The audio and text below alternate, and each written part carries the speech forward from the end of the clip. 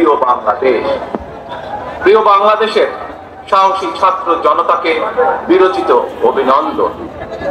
প্রিয় দেশবাসী, আপনাদের ঐক্যবদ্ধ আন্দোলনে গণহত্যাকারী হাসিনা দেশ ছেড়ে পালিয়েছে। প্রমাণ হয়েছে আবারও মুক্তিযুদ্ধের বাংলাদেশ কখনো পরাজয় মানে না, মানতে পারে না এবং মানবে না।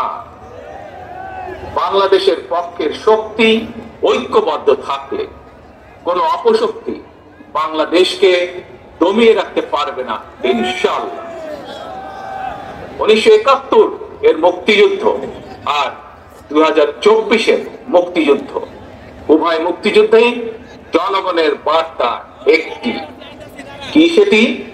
সেই বার্তা হলো শর্ত দিয়ে স্বাধীনতা হয় না। স্বাধীনতা প্রিয় জনগণ স্বাধীনতা অর্জন কিংবা স্বাধীনতা রক্ষায় কোনো শর্ত মানে না, মানতে রাজি না।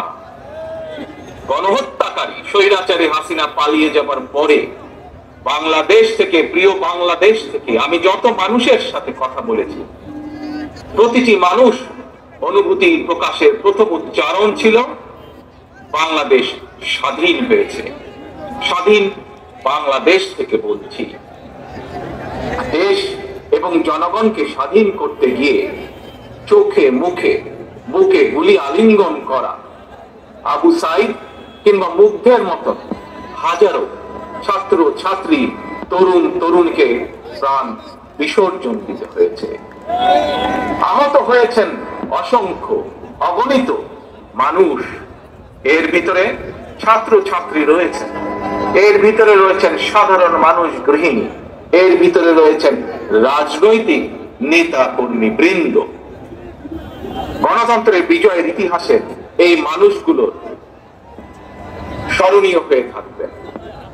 ছাত্র জনতা এই বিপ্লবে দেশের সকল শ্রেণী পেশার মানুষ সেদিন রাজপথে নেমে এসেছিলেন। গণতন্ত্রের পক্ষে রাজনৈতিক দলের নেতাকর্মীদের পাশাপাশি একজন মা যেমন তার সন্তানকে কোলে নিয়ে সেদিন রাজপথে সামিল হয়েছিলেন, একইভাবে শিক্ষক, সাংবাদিক, বুদ্ধিজীবী, সাংস্কৃতিক কর্মী, শ্রমিক সহ সকল শ্রেণী পেশার মানুষ সেদিন রাজপথে নেমে এসেছিলেন। 52, 71 কিংবা 90-এর মতন দেশের ছাত্র সমাজ বিজয় নতুন আরেকটি অমর ইতিহাস রচনা করেছেন। ছাত্র জনতার ঐক্যবদ্ধ বিপ্লবের মধ্য দিয়ে 2024 সালের 5ই আগস্ট বাংলাদেশ দেখেছে আরেকটি বিজয়। আমি বিএনপি সহ গণতান্ত্রিক আমি প্রতিটি রাজনৈতিক দলের পক্ষ থেকে দলমত নির্বিশেষে অভিনন্দন জানাই বাংলাদেশের বীর জনতাকে। প্রিয় দেশবাসী, হাজারো শহীদের রক্তের বিনিময়ে অর্জিত স্বাধীনতার গৌরবকে কালেমা মুক্ত করার ষড়যন্ত্র এরই ভিতরে আবার শুরু হয়ে গিয়েছে। দেশকে গণতন্ত্রের উত্তরণের চলমান প্রক্রিয়াকে বাধাগ্রস্ত করতে সারা দেশে অস্থিতিশীল পরিবেশ সৃষ্টির ষড়যন্ত্র স্পষ্ট হয়ে উঠছে। প্রশাসনের প্রতি আহ্বান, শক্ত হাতে আইন শৃঙ্খলা নিয়ন্ত্রণ করুন, প্রতিটি মানুষের নিরাপত্তা নিশ্চিত করুন। ধর্ম, বর্ণ পরিচয়ের কারণে কেউ যেন নিরাপত্তাহীনতায় না থাকে, সবার আগে সেটি নিশ্চিত করতে হবে। দেশের বর্তমান পরিস্থিতিতে বিএনপি সহ বাংলাদেশের গণতন্ত্রের পক্ষের দলগুলোর দৃষ্টি আকর্ষণ করে বলতে চায়, ষড়যন্ত্রকারীদের এই নৈরাজ্যের কাছে আমরা হার মানতে পারি না।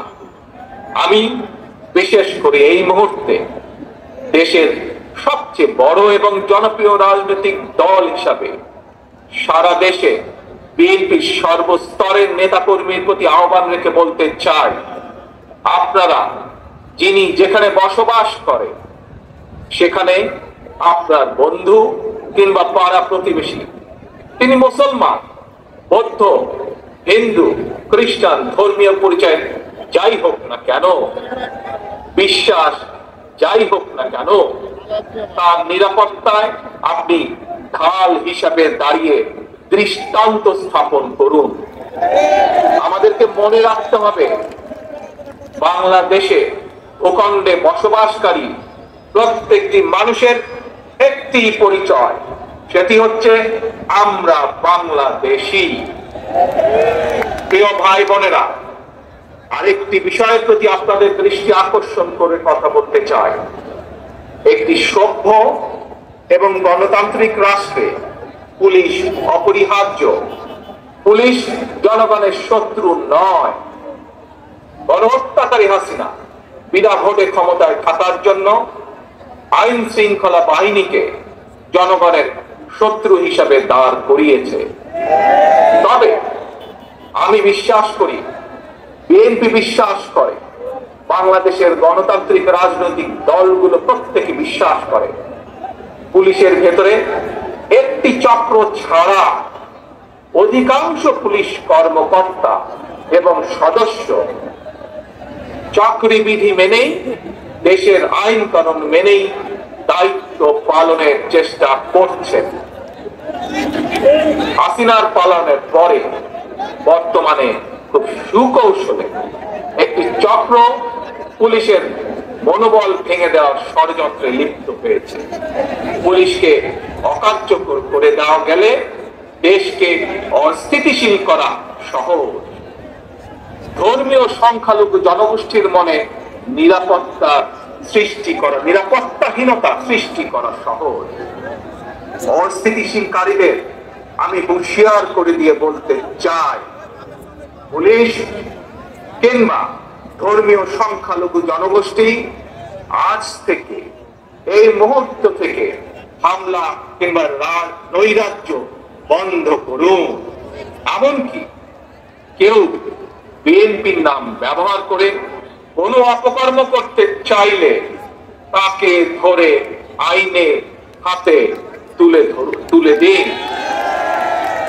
কোন পুলিশের বিরুদ্ধে কোন সুনির্দিষ্ট অভিযোগ থাকলে সংশ্লিষ্ট কর্তৃপক্ষের কাছে যথা নিয়মে অভিযোগ দায়ের করুন। দেশবাসীর প্রতি আমার বিনীত আহ্বান, কেউ দয়া করে নিজের হাতে আইন তুলে নেবেন না। প্রতিহিংসা, প্রতিশোধে লিপ্ত হবেন না দয়া করে। বিচারের ভার নিজ হাতে দয়া করে তুলে নেবেন না। কেবল দৃষ্টান্ত অনুসরণ নয়, নিজেই দায়িত্বশীলতা এবং মানবাধিকার দৃষ্টান্ত স্থাপন করুন।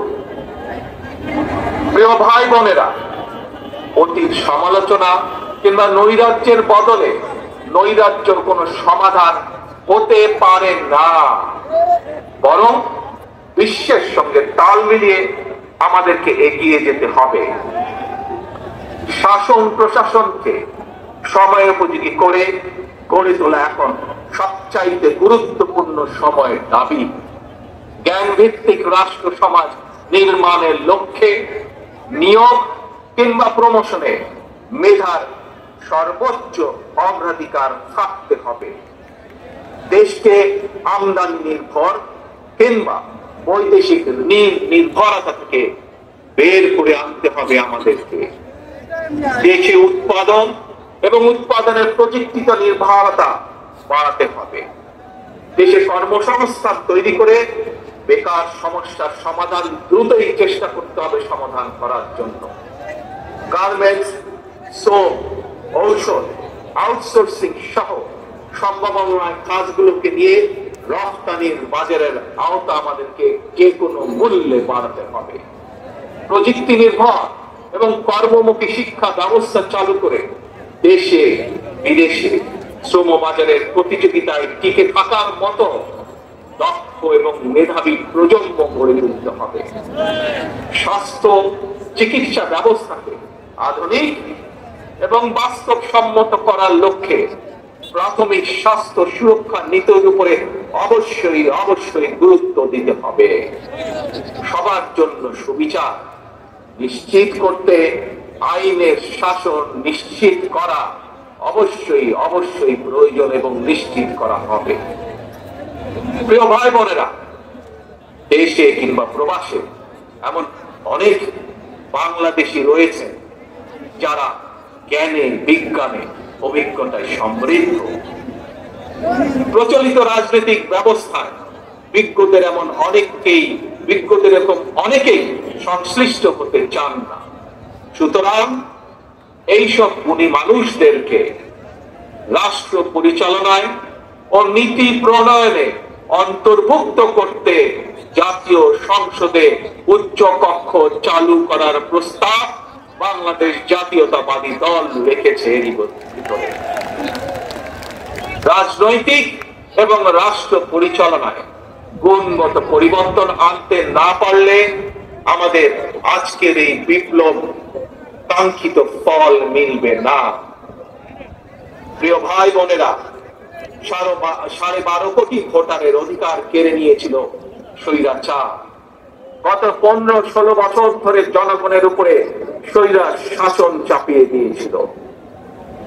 স্বৈরাচার গণহত্যাকারী হাসিনার পতনের মধ্যে দিয়ে হাজারো শহীদের রক্ত রঞ্জিত বিপ্লবের প্রথম ধাপ সফল হয়েছে মাত্র। ছাত্র জনতা এই রক্ত ছড়া বিপ্লবের চূড়ান্ত লক্ষ্য একটি বৈষম্যহীন গণতান্ত্রিক বাংলাদেশ।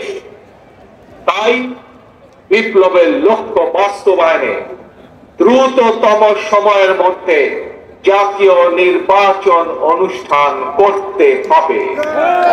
দ্রুততম সময়ের মধ্যে জনগণের ভোটে নির্বাচিত প্রতিনিধিদের কাছে ক্ষমতা হস্তান্তর করতে হবে।